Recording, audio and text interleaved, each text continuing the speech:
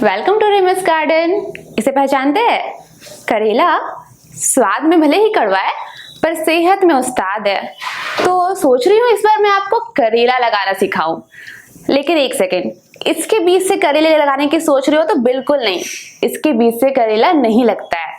तो किस बीज से करेला लगता है, कैसी मिट्टी में लगता है, कैसे वातावरण में लगता है और कैसे पॉट में लगाना है, मिट्टी कैसी होनी चाहिए, कहाँ रखनी चाहिए, ये चीजें भी मैं आपको बताऊंगी स्टेप टू स्टेप। तो मेरे साथ चलिए। और हाँ, मैं हूँ काजल, आपकी प्लांटेशन एडवाइजर।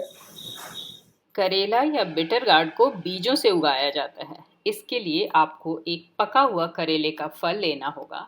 इसमें लाल लाल बीज भरे होते हैं। ये लाल बीज एक्चुअली मैच्योर सीड हैं जिनसे पौधे उग सकते हैं। इन लाल बीजों को धोने से कुछ इस तरह के बीज निकल आते हैं।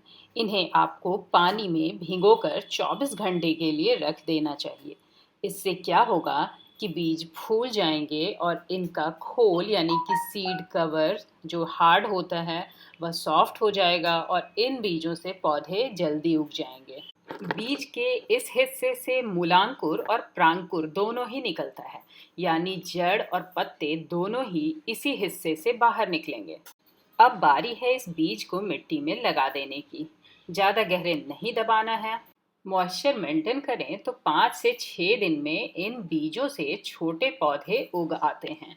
आप इनमें कॉटिलीडन्स लगा हुआ देख सकते हैं। सीड कवर भी पॉट में ही गिरा हुआ है और ये बहुत ही नन्हा पौधा है। अभी कुछ दिनों में इनमें नए ट्रू लीव्स आने लगेंगे।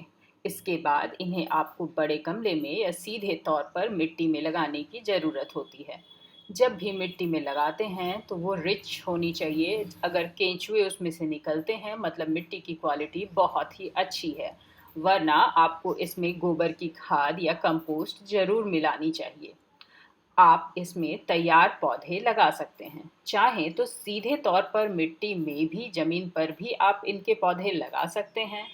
एक बात का आपको हमेशा ध्यान रखना है कि 2 पौधों के बीच में गैप यानी कि स्पेसिंग बहुत ज़रूरी है। पौधे लगाते समय इस बात का ध्यान रखें कि जड़ के आसपास की मिट्टी को कस के दबाना ज़रूरी होता है।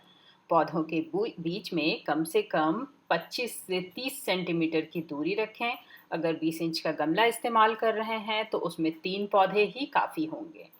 अगर पौधों के बीच में उचित दूरी नहीं रखी गई तो इनकी ग्रोथ अच्छी नहीं हो पाएगी और जब ग्रोथ अच्छी नहीं होगी तो फिर उसमें फल फूल भी अच्छे से नहीं आएंगे। जब एक बार पौधे लग जाएं तो उनमें हल्का पानी दीजिए और उसके बाद इनके ग्रो होने के लिए इन्हें चाहिए सपोर्ट।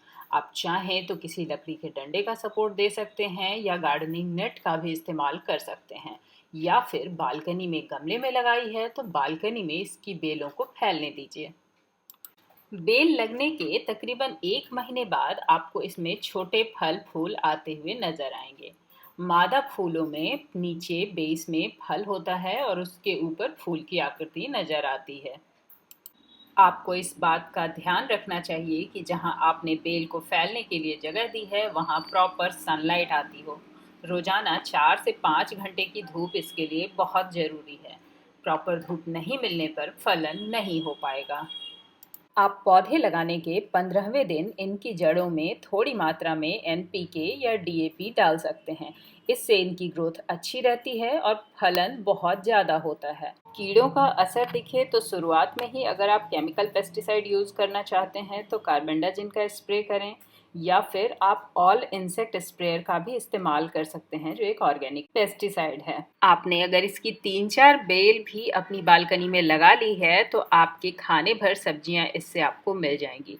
करेले का रेगुलर सेवन आपकी सेहत के लिए बहुत ही अच्छा होता है। इससे मधुमेह यानी कि ब्लड शुगर कंट्रोल में रहता है, ब्लड प्रेशर भी कंट्रोल में रहता है।